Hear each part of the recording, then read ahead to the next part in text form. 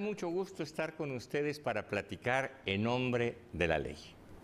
De nueva cuenta visitamos la Facultad de Derecho de la Universidad Nacional Autónoma de México. Nos encontramos en Ciudad Universitaria y en esta ocasión platicaremos ni más ni menos que con el doctor Eduardo Luis Fejer, uno de los maestros más conocidos y más respetados de esta facultad, y a quien le agradecemos mucho que haya aceptado nuestra invitación para platicar con él. Doctor Eduardo Luis Fejer, te agradezco mucho que hayas aceptado nuestra invitación. Aquí recibirte en tu casa es un gusto y un privilegio para nosotros. Muchas gracias, Eduardo. Vamos a platicar de muchas cosas que yo quisiera que compartiéramos de nuestra escuela, de nuestros grandes maestros, aquellos que ya están ausentes, pero que siguen en nuestro recuerdo y en nuestro cariño, y de los tiempos actuales y futuros que tú le ves a esta noble alma mater. Platica. Bueno, hay tanto que platicar. Yo tengo aquí 51 años ininterrumpidos de dar clase. A eso le podemos agregar los 5 que pasé jubilosos también como alumno. Sí. Y hay muchos recuerdos que se agolpan en la memoria, pero para efectos de nuestro auditorio, tu auditorio, que es tan variado, tan amplio, tan generoso y tan inteligente y culto. Tuyo también. Como tú lo eres también. Recuerdo, por ejemplo, y lo interesante de esto son las anécdotas que nos han pasado, ¿no? Que en realidad son enseñanzas. Son enseñanzas. Por ejemplo, en alguna ocasión le preguntaron al doctor Recasens, de quien yo tuve el gusto de ser asistente durante 5 años en la cátedra de Sociología Jurídica, le preguntaron a él cuál era su concepto del ser mexicano. Él era español. Entonces, se quedó pensando muy brevemente, pero le agregaron, maestro, el ser mexicano desde el punto de vista ontológico, no de la nacionalidad mexicana. La nacionalidad mexicana pues son todos los mexicanos, o los que nacimos aquí, o que la adquirimos por alguna de las leyes reglamentarias al respecto. ¿Qué es ser mexicano? Y contestó con esta frase célebre que nos invitó en aquella ocasión y nos sigue invitando a filosofar. Pensó brevemente con esa mirada azul luminosa que tenía, dije, el mexicano es sí, pero no. O sea, se ha dicho tanto del mexicano, se hicieron tantos estudios sobre la psicología del mexicano. Santiago Ramírez en aquella época. Los años 30, 40, 50, 60, ¿no? Que haber concentrado en una sola frase, el mexicano sí, pero no, a mí me parece genial, ¿no? Claro que sí. Otra cosa que nos platicaba el doctor Recasens, que se prestaba mucho a discusiones filosóficas, era una teoría que él tenía que se llamaba la teoría del logos de lo razonable.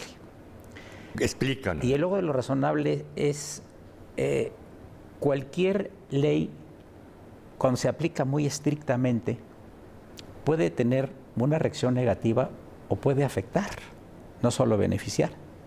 Por ejemplo, hace muchos años había un litigio muy grande sobre la cuestión del Estadio Azteca, que demandaron los ejidatarios a la empresa. El ejido de Santa Úrsula. Etcétera, y todo lo demás. Y bueno, la razón finalmente se la dieron a los ejidatarios, la ley, porque era de ellos, y se construyó en terrenos ejidales el Estadio Azteca. Entonces, si seguimos a la ley, decía el doctor Recasens, el estadio tiene que demolerse y regresársele sus tierras a los ejidatarios. Pero aquí, decía el doctor Recasens, opera el logos de lo razonable. ¿Es razonable una cosa de esas? Aunque lo diga la ley, no es razonable. Lo razonable es una indemnización y reubicarlos en algún otro lado con tierras ejidales con una cantidad importante de dinero. Esa es la teoría de logos de lo razonable, que puede ser aplicada en muchísimas circunstancias y en muchísimas aplicaciones de las leyes, ¿no?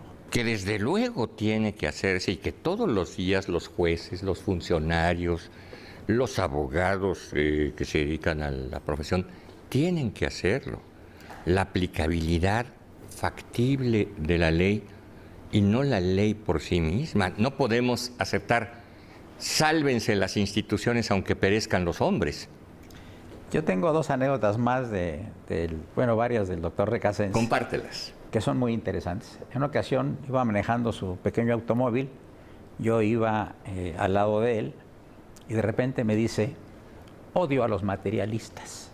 Entonces, como yo sabía que era una persona anticomunista, le dije que a los marxistas, a los hegelianos, al materialismo como posición filosófica. A Feuerbach. ¿A cuál se refiere usted, maestro? No, a los camiones materialistas, los que cargan material. No a los filósofos materialistas. Odio. Cuando pasan por mi casa se estremece toda mi casa. Y hubo otra circunstancia muy interesante. Un día me llama por teléfono y me dice, Eduardo, necesito que estés en mi casa, en la calle de Artistas 35. Ya veo su casa, que era una gran biblioteca, aquí por San Ángel, cerca del monumento a Obregón. Una casa que era más biblioteca que casa, ¿verdad? Decía, me están sacando los libros de mi casa, decía el doctor Recasens, porque me acaban de invitar de una universidad privada para que yo dé una conferencia a las 8 de la mañana. Entonces quiero que estés conmigo aquí a las 7 de la mañana y me acompañes a la conferencia que voy a dar en esta universidad privada. Entonces yo como reloj llegué a las 7 de la mañana a la casa del doctor Recasens y resulta que estaba muy nervioso porque no venían los alumnos que en un automóvil iban a pasar por él para llevarlos a la universidad. Entonces hablaba por teléfono y estaba muy nervioso y se tomaba un café.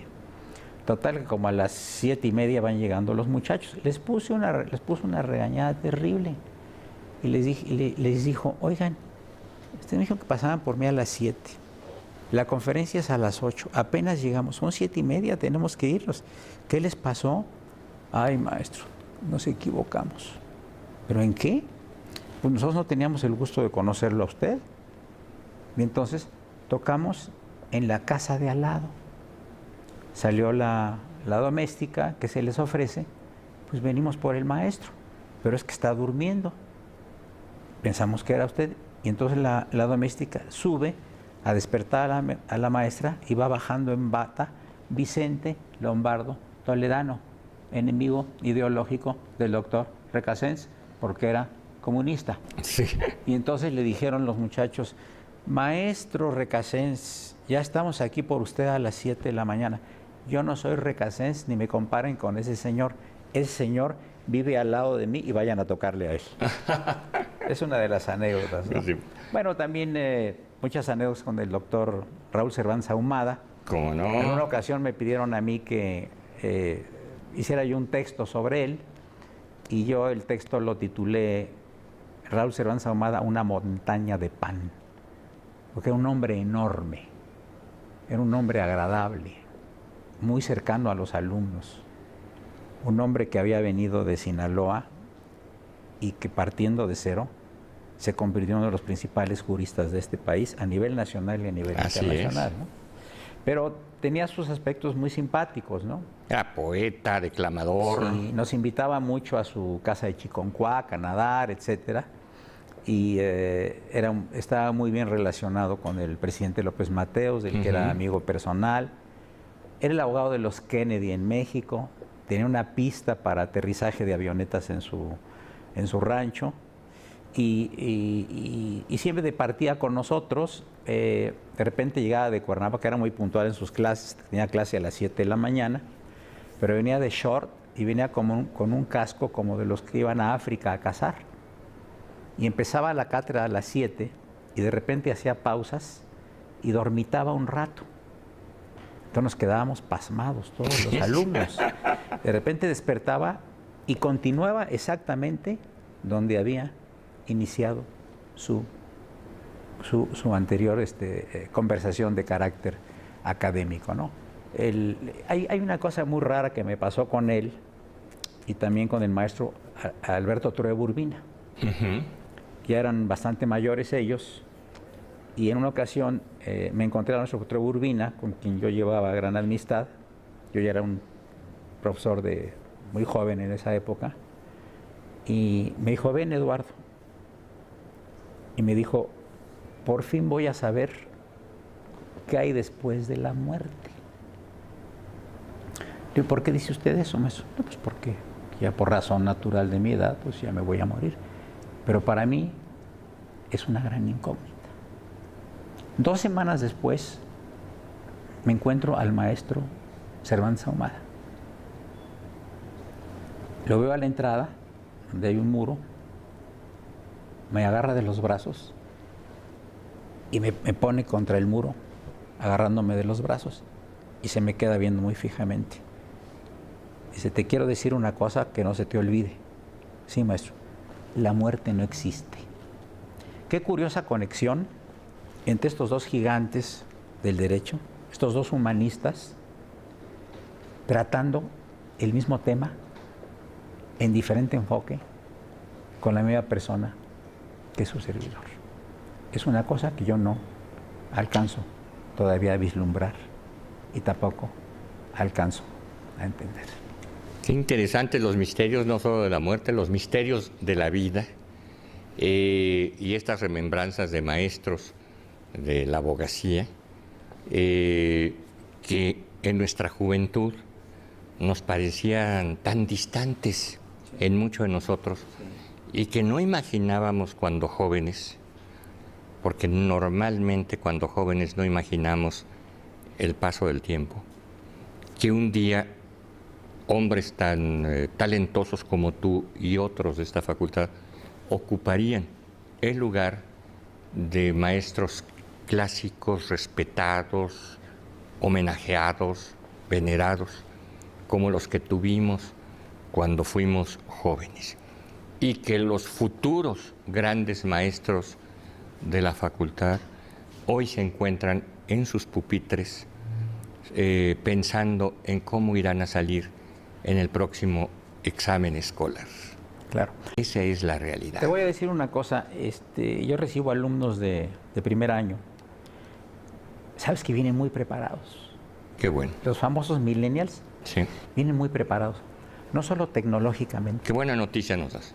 bien preparados. Y luego aquí la facultad les ofrece muchas cosas. Y más, y luego con toda honestidad, y lo repito, a partir de la gestión del señor director Contreras Bustamante, tienen un abanico de posibilidades, aparte de lo que es la carrera académica. Hace algunos meses me pidieron un artículo para ver qué opinaba yo de la universidad, cuál era mi opinión. Y entonces el artículo lo titulé entramos iguales y salimos diferentes. Es decir, la universidad es una gran casa que nos ofrece una serie ilimitada de oportunidades. Pero todos los que entramos de preparatoria a todas las carreras, todos entramos iguales, somos alumnos de preparatorias. Claro. Pero hay una cosa importante, todos salimos diferentes. Yo creo que la Universidad Nacional Autónoma de México, la Facultad de Derecho, tiene una gran virtud. Está vinculada al pueblo de México. Está vinculada a sus carencias del pueblo de México. Para eso fue diseñada. Está vinculada a las virtudes del pueblo de México, a la generosidad del pueblo de México. Y gracias a la generosidad del pueblo de México, estamos aquí nosotros, los profesores y los estudiantes. Y esto es una gran cosa, porque aquí se puede sentar el hijo del presidente de la República con el hijo de un albañil, de un cocinero o de un obrero. Y aquí todos somos iguales y se respetan todas las ideas. Y si nos retrotraemos en el tiempo y el espacio, desde que yo recuerdo, en mis años mozos aquí, que yo entré a la Facultad de Derecho en 1959, son unos 5 años después de que se inauguró la ciudad universitaria, tiene una cualidad muy grande la Facultad de Derecho que se ha cuidado, el gran respeto entre los maestros y los alumnos. Así es. Y esto, para nosotros, venir a la Facultad de Derecho a dar clase, es una fiesta del espíritu. Diariamente se renueva, porque sabemos que hay un reconocimiento de los alumnos, que hay un interés de los alumnos por las materias que enseñamos, y es un interés dentro de un grado muy grande de simpatía y de respeto y de buena voluntad.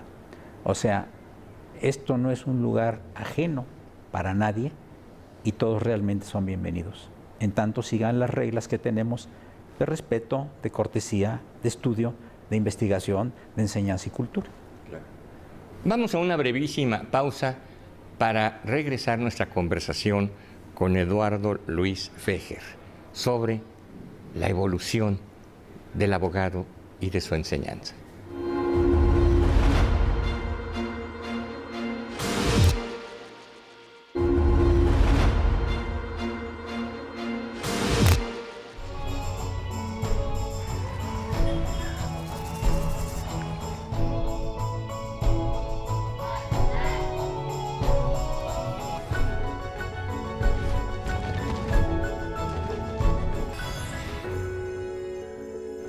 Regresamos a esta sabrosa, interesante e ilustradora conversación con Eduardo Luis Fejer.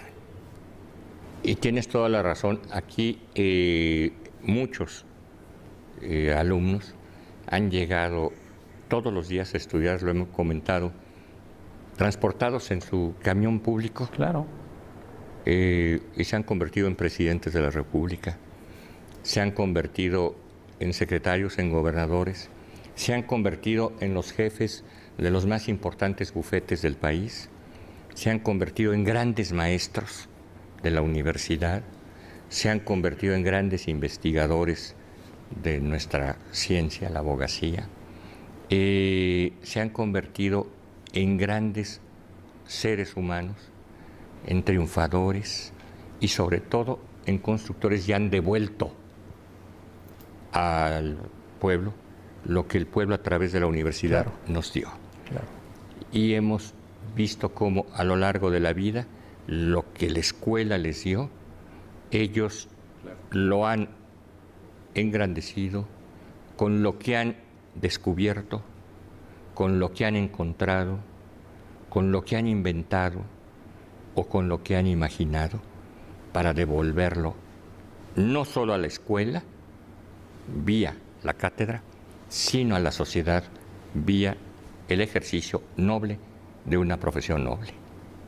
Y además el abanico de oportunidades que ofrece una facultad como esta es una maravilla. Aquí puedes aprender idiomas, puedes hacer deporte, constantemente hay actividades culturales aquí en la facultad, que una orquesta de cámara, que un coro, viene de todo aquí. Lectura, presentaciones del libro. Si vienes entre semana, es una actividad inusitada. Todos los auditorios están repletos y no son acarreados. Los alumnos llegan porque les gusta. Hemos tenido eventos como la presentación del libro del maestro Volpi, maravilloso libro sobre el famoso tema Cassés, con una perspectiva interesantísima, una investigación realmente fuera de serie. Que conectó muy bien con los alumnos, el señor Volpi, ¿no?, que es nuestro encargado de asuntos culturales de la UNAM. El homenaje que se le hizo ayer, recientemente, en estos días, perdón, estamos en la televisión, al maestro Ricardo Franco Guzmán, ¿verdad?, con 64 años de dar clase y 90 de edad, activo, el Dorian Gray de los profesores de la Facultad de Derecho, ¿no? Sí, claro. Por supuesto. Y hace ejercicio, y camina, y corre, y baila. Mental, y baila tropical. Y simpatía y conexión con los alumnos, y es un pozo de sabiduría. Claro. ¿Verdad? Y más atrás es una invitación al que fue embajador de México en los Estados Unidos, Miguel Basáñez de Bergenji, hablando con los alumnos de su experiencia en Washington, interesantísimo, de primera mano, con una perspectiva del Tratado de Libre Comercio, de las futuras relaciones de México con los Estados Unidos, de primera mano, contestándole agradabilísimamente, igual que el doctor Jorge Whitker en la misma ceremonia, ahí en la unidad de posgrado. Sensacional. O sea que al alcance de los alumnos de la Facultad de Derecho hay una gran cantidad de personalidades que vienen aquí y que se hacen amigos de los alumnos y viceversa, porque son seres humanos y quizá entre mayor categoría intelectual tengan, son más sencillos. Claro. Ese es mi punto de vista, ¿no? Desde luego, ¿no? Y qué importante es que lo menciones. ¿Cómo se antojaría volver a inscribirse en la facultad, regresar el tiempo, claro, con lo que la vida nos ha regalado como experiencia, y decir, caray, si volviera yo a comenzar mi carrera, haría yo esto, haría yo el otro? Platiquémoselo siempre a los jóvenes, claro, para ver si a algunos se les antoja lo que haríamos si volviéramos a comenzar. Yo creo que cuando escogemos a nuestros maestros, que no ocurre en el primer cuatrimestre, aquí en la facultad, porque ya son maestros que están designados previamente. Sí. Pero cabría aquí la expresión de Borges, ¿no? De que cada encuentro casual es una cita. Y yo creo que cada encuentro casual de los alumnos con los profesores es una cita previa que puede llevar pues, a los estudiantes por buen camino y a los maestros la oportunidad de sembrar toda la experiencia y conocimientos que tienen en su materia y otras más, ¿no? Es mi punto de vista, mi querido maestro. ¿Cómo te imaginas, Eduardo, a los estudiantes, a la enseñanza de la abogacía dentro de 30 años? ¿Cómo te la imaginas en el 2048? ¿Cómo te las imaginas? Mira, el derecho es una disciplina que se transforma completamente, ¿no? Quizá haya una simplificación de las leyes y quizá se utilizarán muchos más elementos tecnológicos que ahora para que el aprendizaje sea mejor, más profundo y más rápido. Pero corremos el riesgo también, si no se cuida, de deshumanizar nuestra carrera. Cuando hay demasiada tecnología, a veces se deshumaniza la carrera. Tenemos el ejemplo, por ejemplo, en medicina. La medicina en muchos lados está muy avanzada, pero a veces el médico ya no ve directamente al paciente, sino cuando hay un problema lo manda con un ayudante y el ayudante lo manda, le duele la cabeza a fulano tal, pues mándele a hacer un electroencefalograma, ¿no? Y el médico que tratamos nosotros en nuestras generaciones, el médico amigo de la casa. Claro. El médico general, el que iba a ver si tenías calentura o estabas mal del estómago y te llevaba, te auscultaba. Rara vez te llevaba al hospital. Ahorita te sientes mal, lo primero que te pides es que te vayas al hospital y te va a atender que sea una persona ajena al médico que quieres que te trate y hasta después, ya después de que le vea los análisis, te va a tratar, si es que te trata. La deshumanización. Y eso puede ocurrir también en el derecho y en muchas otras ciencias. Está el avance de la tecnología que nos estamos olvidando del humanismo. Y lo más importante es el humanismo que aquí en esta facultad se sigue enseñando. Evitar lo que se ha llamado la ciencia sin conciencia. Exactamente. Que es, dicen, la perdición del hombre. Así es. Y la perdición de su alma. Así es. ¿Algo que quieras agregar, Eduardo? Pues un mensaje a las autoridades de la facultad para que continúen trabajando en sus respectivas trincheras. Tenemos un gran director, es un hombre culto, es un hombre inteligente y es un hombre muy activo. Y promueve el derecho, promueve la cultura y promueve la enseñanza. Quiero decirte que los profesores y los alumnos estamos muy contentos. Y lo digo sin ningún ambaje. Tenemos un gran director y eso es lo que está llevando a la facultad a colocarse en los primerísimos lugares, porque por lo pronto es la mejor de Hispanoamérica, la Facultad de Derecho. Muchas gracias a Eduardo Luis Fejer, maestro de la Facultad de Derecho, autor de libros, tratadista, forjador de generaciones, muchísimos otros gafetes que sería largo mencionar. Muchas gracias por permitirnos platicar contigo y a ustedes muchas gracias por permitirnos entrar en sus hogares y nos veremos en la próxima.